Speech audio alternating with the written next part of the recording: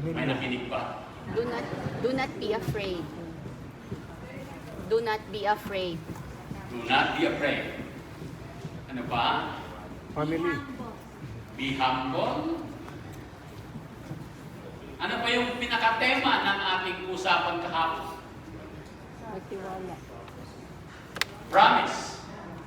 Pangako ng Diyos na tayo bilang kanyang mga alagad ay dapat nananalig sa pangako ng Diyos.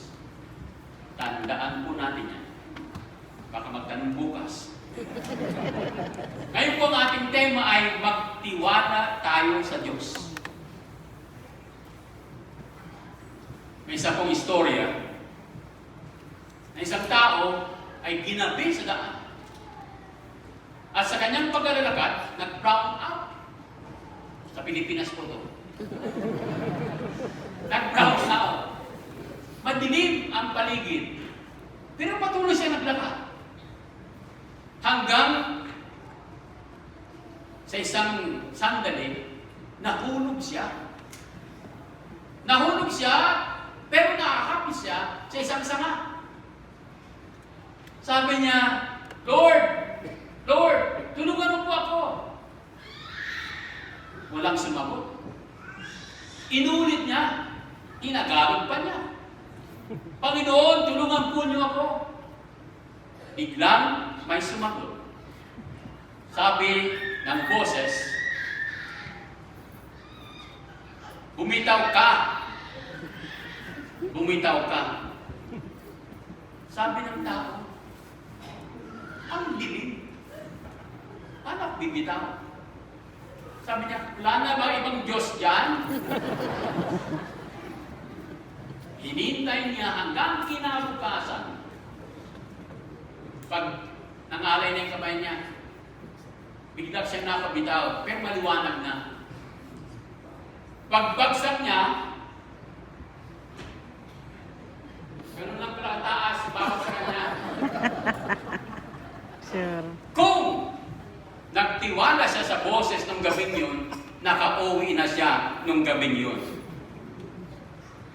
Ngayon, sa Ebanghelyo, si Zacarias, isang saserdote, nagsisilbi sa Panginoon, naatasan maging leader doon sa grupo nila na siya pumasok sa templo. At yun, may nangyaring pangitain. Anghel na nagpakita sa kanya, na sinabi sa kanya about sa kanyang magiging anak. Kayo ni Elizabeth ay magkakaanak ng isang lalaki at Juan ang ipapangalan mo sa kanya. Etc. etc. Haba nung sinabi ng anghel. Di siya ininom ng alak o anumang nakakalasing. Sa sinampunan pa lamang ng kanyang ina, mapupuspos na siya ng Espiritu Santo. Nung matapos ang anghel, sabi ni Zacarias, paano ko po matitiyak mangyayari ito? Sapagkat ako'y napakatanda na at gayon din ang aking asawa. Ang sagot ng anghel, ako si Gabriel na naglilingkod sa harapan ng Diyos. Sinugo ako upang ihatid sa iyo ang mabuting balita, sinabi ko na sa iyo. At ngayon, mabibingi ka, hindi makapagsasalita hanggang sa araw na maganap ang bagay na ito. Sapagkat hindi ka naniwala sa mga sinabi ko na matutupad ang takdang panahon. Gusto ni Zacarias yung sigurado. Tutuparin ito. Siguro sa isip niya, yes, Lord, tutuparin ko ito, pero may bibigay mo ba sa akin talaga? Tandaan po natin, sa panahon ngayon, pag ang anghel ay sinugo, ibig sabihin, ito ay mensahe galing sa Diyos. Hindi po yun marites. Hindi po yun fake news. Tsak yun. Totoo yun. Gagawin ng Diyos yun. ay hindi siya naniwala, kayo naging pipi. Hanggang senyas na lang after na lumabas siya sa templo. Remember, everything with God is possible. Naniniwala ba kayo? Opo. Yes. Ay, mahina. Opo. Opo. Lahat ay kayang ibigay ng Diyos. At ang Diyos ang nagsabi, matutupad. Amen? Amen. Dahil walang po ang choices natin sa buhay. Hindi maniwala, may consequences.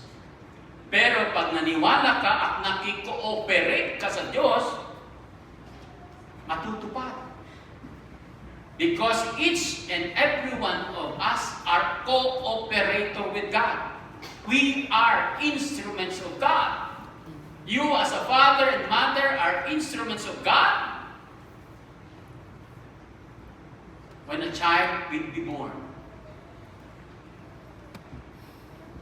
yan po ay biyaya ng Diyos sa atin. Bibigyan tayo ng mga biyaya ng Diyos araw-araw. Pero hinahamon tayo ng Ebanghelyo. There are challenges in our life that we will have to face. But remember, we are not alone in facing the challenges that God will give us. He will be there besides us. Kasi hindi po natin kayang mag-isa.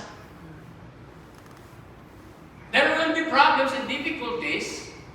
Nag-English po ako kasi may mga Canadian, mga para maintindihan din ang sinasabi ko.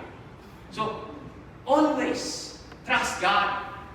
Maniwala, magtiwala. We are having challenges to let God knows how strong are we without trust in Him. Hindi niya tayo pababayaan. Pero may nagtanong sa akin, sabi niya, Father, paano kung pagod na ako magtiwala? Napahinto ako, di ako kahimik. Sabi ko, hope is not a feeling. Hope is a decision. Yes, minsan, ramdam natin yung pagod natin sa pagharap ng mga problema. Minsan, nasabi natin, malabo ng bukas. Pero, bago tayo matulog, sinaset natin ang alarm clock natin kasi may pasok tayo bukas. Bakit? Because we still hope that we will wake up in the morning. We believe in God that God will wake us up. Iniisip natin ano gagawin natin bukas. Ako nga, bago matulog sa gabi, sabi siya niya, dahil mag-isa lang ako sa OYN, sinasabi ko agad sa iyo, kaya uulamin ko bukas.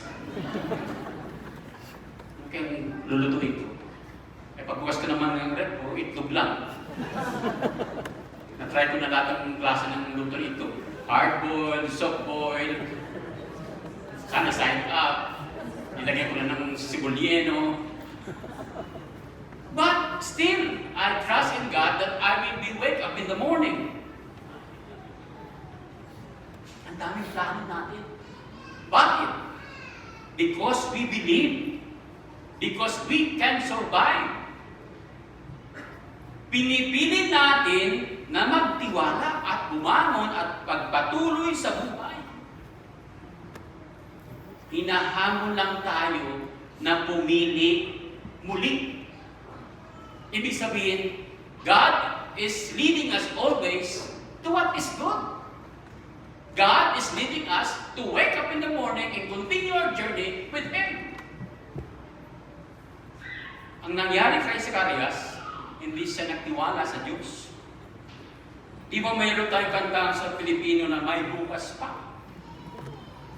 Sabi sa kanta, huwag damdamin ang kasawi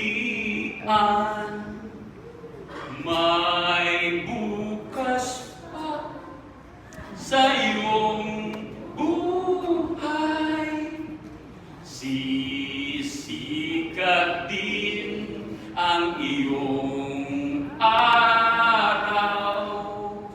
Ang landas mo ay mag-iilaw. Diba? Mayroong ligaya at lumbay. Maghintay ng may nakalaang bukas. May bukas pa sa iyong buhay. Tutulungan ka ng Diyos na may... I need help. Mataas na. So mga kapatid, ang Ibanghelyo ay nagpapatunay sa atin ng Diyos ay nandyan. Hindi tayo pababayaan. Don't give up. God is with us until the end of time.